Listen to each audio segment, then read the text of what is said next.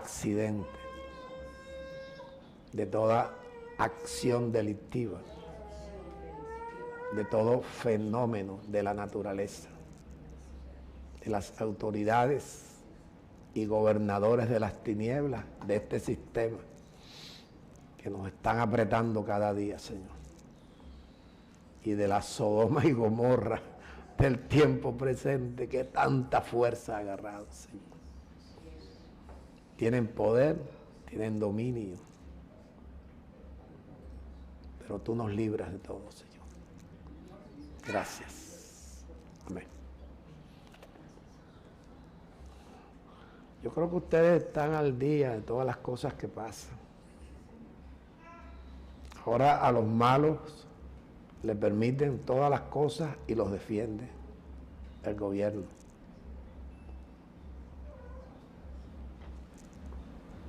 Mi consejo, aférrese a Dios. Amén. Yo hace unos 4 años comencé a predicar antes de la pandemia. Comenzó Dios a darme los mensajes acerca del misterio de la iniquidad, no sé si se acuerdan, y el sistema del anticristo, que es los tiempos que nos tocó vivir a nosotros, fíjate. Parecía que no. Pablo hace 2000 años dijo, ya está en acción el misterio de la iniquidad. Hace 2000 años comenzó, casi junto con la iglesia, comenzó.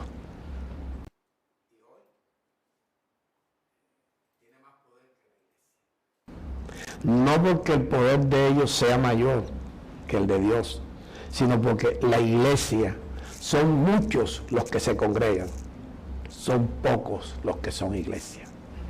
Son muchos los que predican, son pocos los que son iglesia.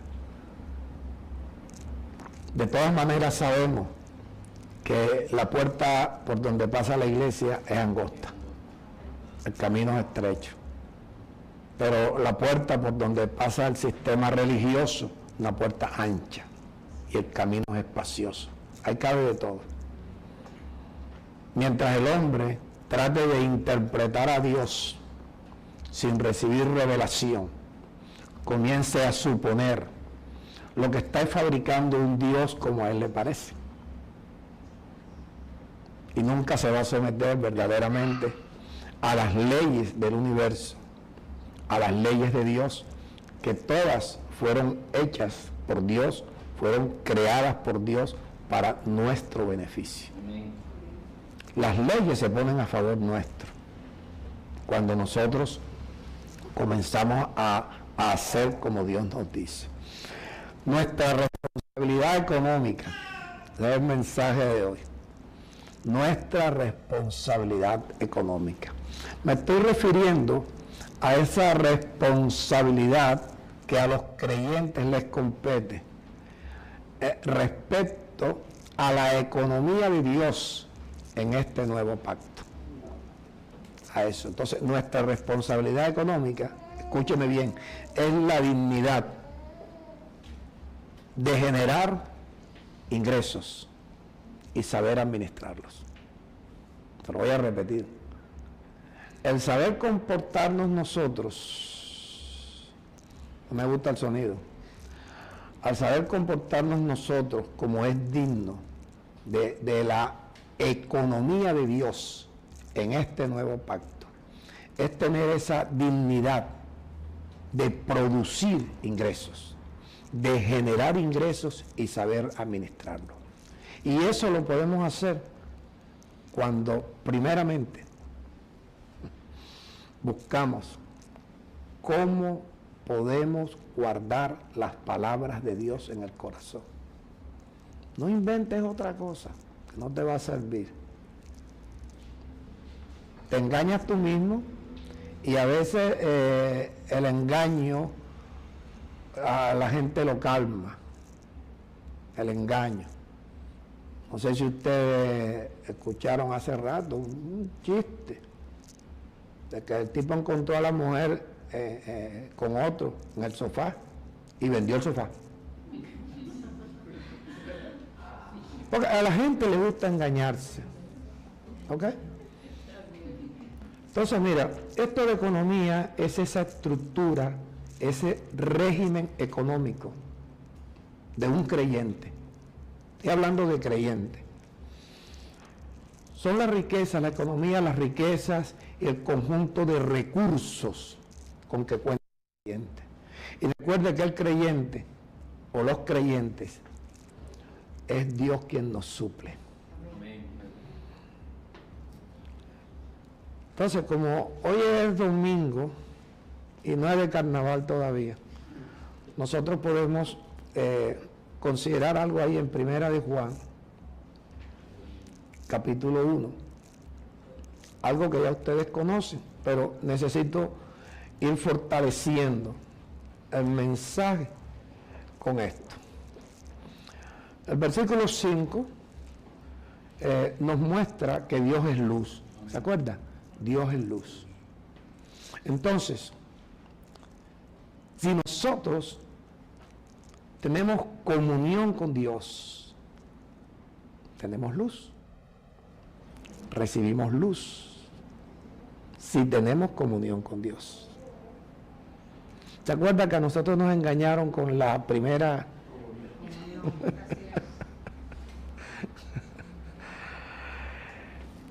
Entonces, si tenemos comunión con Dios, escuchen lo que va a pasar, por favor. Yo lo he hablado, pero me gustaría que ustedes lo entendieran y pudieran creerlo. Si tenemos comunión con Dios, tenemos luz, recibimos luz. Bueno, esa luz que recibimos es la que nos induce a tener comunión los unos con los otros. El que no entra en la comunión está diciendo a gritos: no tengo comunión con Dios, no tengo luz. Y mira la importancia de esto. La comunión que tenemos los unos con los otros era lo que se representaba los judíos partiendo el pan. Pero Pablo dice, el partimiento del pan no es otra cosa que la comunión del cuerpo de Cristo.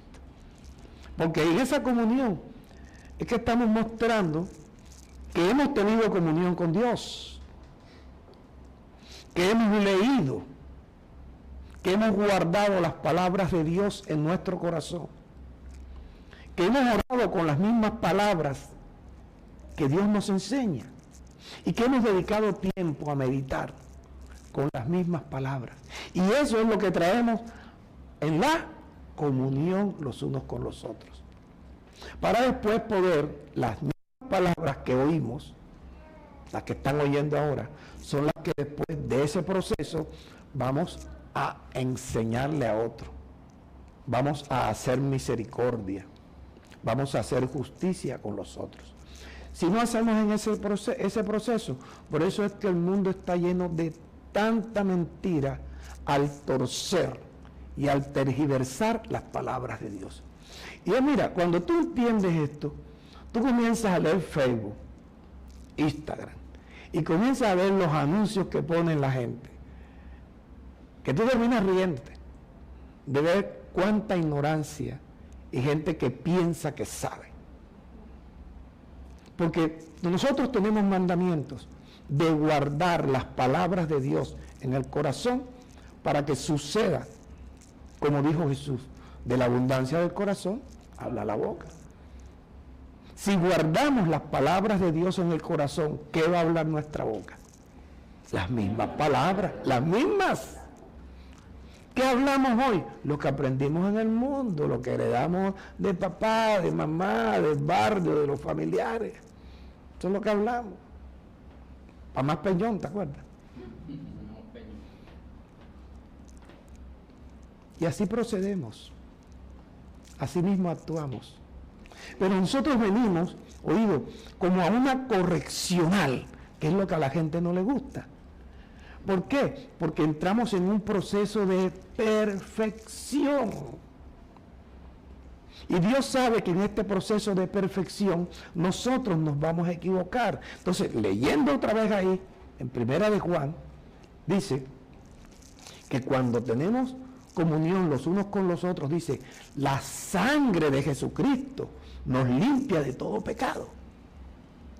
¿Pero por qué? Porque allá Pablo, en Primera de Corintios, capítulo 10, del versículo 14 en adelante, dice, la copa de bendición que bendecimos no es otra cosa sino, escuche, la comunión de la sangre de Cristo. Ahora me devuelvo un poquito y te vuelvo a hablar de lo que te acabo de hablar.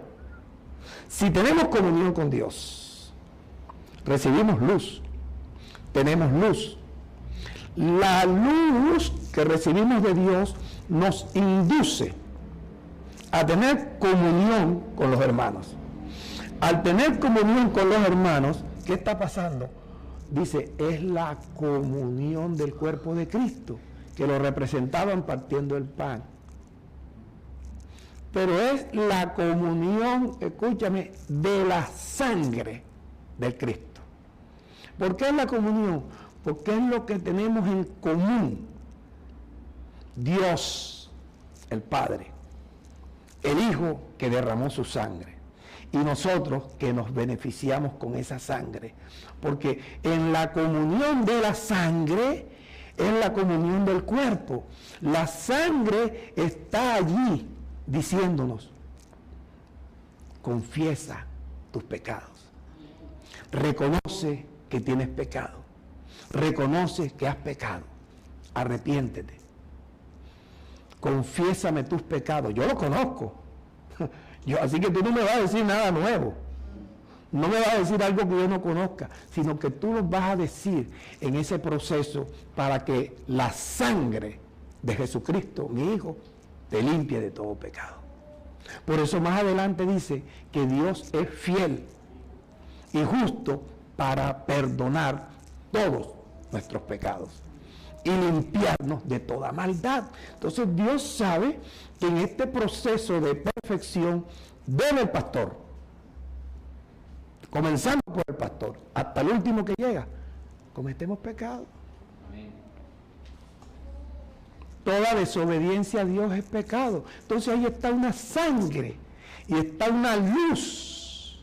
La luz para inducirnos a tener comunión con los hermanos. Y evidenciar que tenemos comunión con Dios. Que entendemos lo que Dios nos habla. ¿Ok? Dicho esto, podemos iniciar el mensaje. Pero sabes que si no tienes comunión con Dios, lo que yo estoy predicando ahora no lo vas a entender. Porque vas a encontrar más sabor en lo que tú haces rutinariamente. Y te olvidas que nosotros debemos depender de la economía de Dios en el nuevo pacto. Porque Dios en este nuevo pacto, mira, Él dice, te voy a suplir lo que te falta. Todas las cosas que yo sé que tú necesitas, te las voy a añadir. Voy a hacer que tengas siempre, en todas las cosas, todo lo suficiente. Y te voy a enriquecer en todo, para toda liberalidad. ¿Qué más queremos? ¿Te acuerdas que Jesús dijo, trabajen no por la comida que perece, trabajen por la comida que a vida eterna permanece? Y cuando usted dice, Jesucristo, tú eres mi Señor, tú estás diciendo, lo que tú digas lo voy a hacer. Pero cuando le decimos mi Señor y no lo hacemos, somos una partida, una generación de mentirosos. Basta ya, hermanos. Basta ya. Tú vienes aquí a escuchar lo que te va a perfeccionar. Dios, mira, la sangre está allí. No te preocupes por lo que tú haces. Preocúpate por lo que no haces. Preocúpate por lo que Dios te dice y tú no lo haces. Porque eso es pecado. Eso es pecado. ¿Ya ves?